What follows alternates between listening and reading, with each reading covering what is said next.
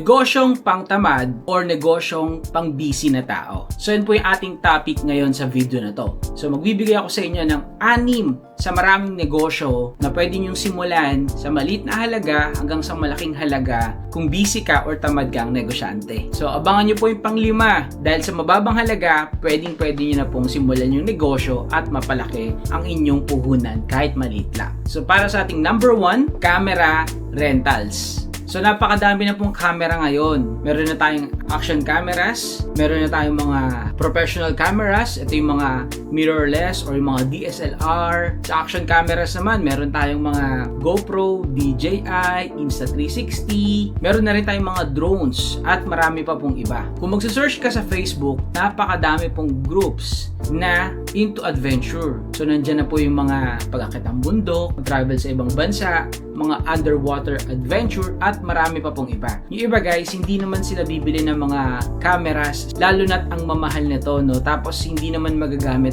palagi. So instead na bumili sila ng mga mamahaling camera, magre-rent na lang sila. So kung may camera ka, why not kumita ka ng pera gamit ang mga cameras na yan? So ayun po yung ating number 1, camera rentals. So number 2 naman natin guys, ito, napakadami na pong nangangailangan nito sa panahon ngayon. Ito yung warehouse rental. Ginagamit na rin po ang warehouse into sports. At number 1 na nga dyan guys, ngayon, yung pickleball. Mapapansin nyo, napakadami na pong mga warehouse na ang nasa loob ay pickleball court, badminton, basketball at marami pa pong iba. So, naging in demand ngayon yung mga warehouse guys.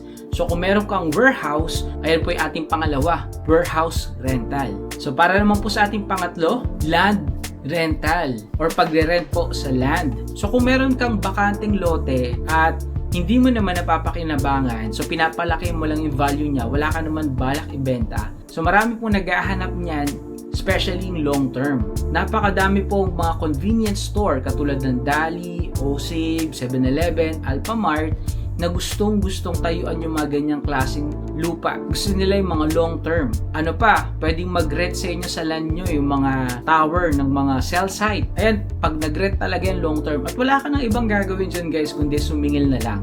Singil na lang. Kasi busy ka. Hindi mo maasikaso yung business mo. As in, wala kang aasikasuhin dyan. Kundi magsisingil ka lang ng renta nila. Pang-apat naman ngayon guys, ito, lumalakas talaga yung industry ng business na to. Ito yung resort. Mag-rent ka ng resort for staycation. At lalong-lalo na ngayon, no?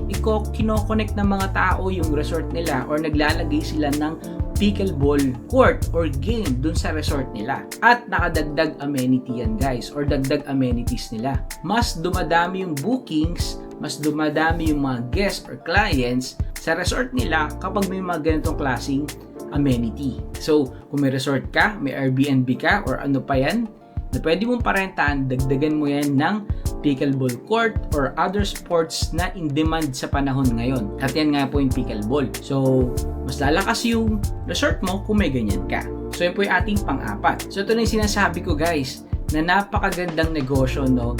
Sa mababang halaga, pwede ka na magsimula. Ito nga yung pagpaparent ng mga upuan at lamesa. Marami po naghahanap niyan, especially kapag mga nagpapa-conference, magpapa-meeting, maramihan guys, or mga events katulad ng birthday party, kasal, binyag, at marami pa pong iba.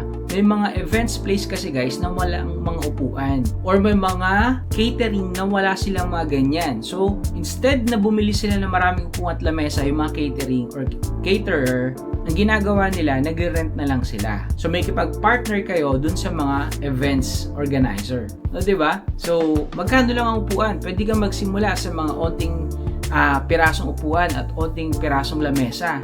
At ang target market mo guys, yung mga syempre mga onti lang din yung mag-rent sa'yo. At kapag lumaki na yung puhunan mo, pwede kang mag-reinvest para dumami po yung mga lamesa at upuan mo.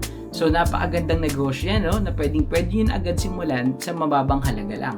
So yan po yung ating pang-5. Para naman po sa ating pang-6, maganda rin ito. Meron tayong mga events, no? Pagpaparent naman ngayon guys ng lights and sounds. Bibihira po ang may ganyang klaseng negosyo. Malaki po ang demand niyan. Isipin nyo guys, sa area nyo, ilan ang nagbe-birthday araw-araw? Ilan ang may mga okasyon araw-araw? Ilan ang may kailangan ng lights and sounds araw-araw? At hindi lang yan sa lugar nyo, pwede kayong lumayo, no? Kapag meron kayong sasakyan. Kapag lumaki negosyo mo, pwede nyo mo paikutin yan. So, ayan po yung 6 sa iba pang negosyo na masasuggest ko na negosyong pangtamad or pang busy.